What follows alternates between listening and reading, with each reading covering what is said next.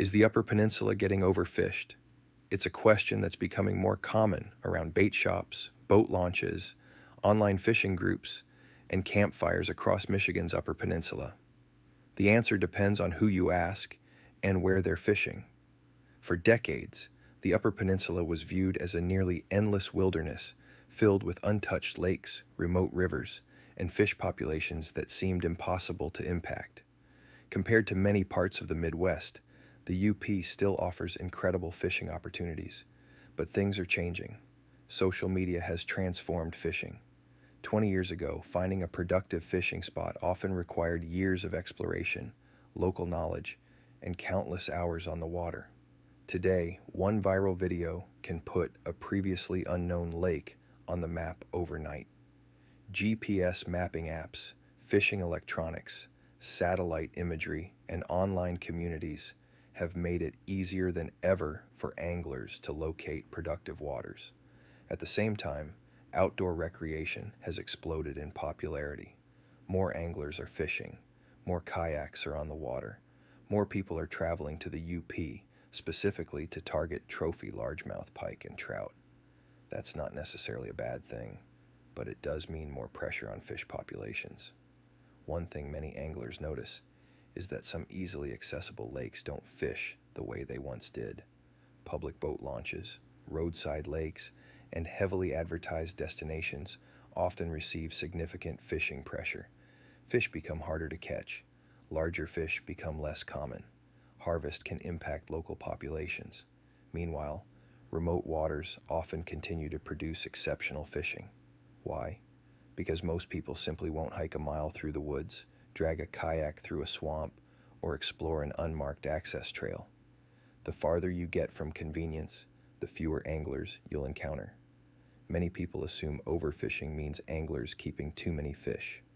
While harvest can certainly impact the fishery, fishing pressure itself can also affect behavior. Fish learn. Research has shown that heavily pressured fish can become more cautious, alter feeding patterns, and avoid common presentations.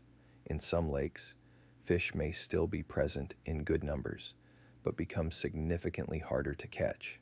That's why some anglers feel the fishery has declined, even when surveys show healthy populations. What about trophy fish? This is where concerns become more valid. Large pike, trophy largemouth, and mature trout take years to reach impressive size. Removing too many of these fish can reduce the number of trophies available in a fishery. A 40-inch pike isn't created in a season. It may represent a decade or more of growth. Many experienced anglers support selective harvest, keeping smaller fish for the table, while releasing larger breeding fish whenever possible. The good news is that the Upper Peninsula remains one of the most unique fisheries in North America.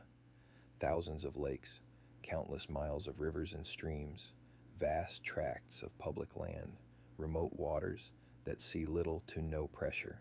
The challenge moving forward will be balancing access and opportunity with conservation. That responsibility belongs to all of us: guides, locals, visiting anglers, content creators, conversation groups, state agencies. Everyone who loves these waters has a role to play. As someone who spends a great deal of time exploring UP waters, I don't believe the entire Upper Peninsula is overfished. However, I do believe some popular and easily accessible fisheries are experiencing more pressure than ever before. The solution isn't to stop fishing. The solution is responsible fishing.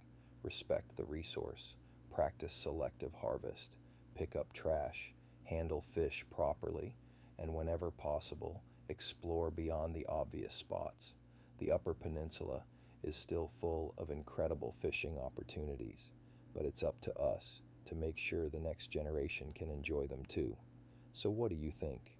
Is the UP getting overfished, or is it simply becoming harder to catch fish in the age of social media and modern technology?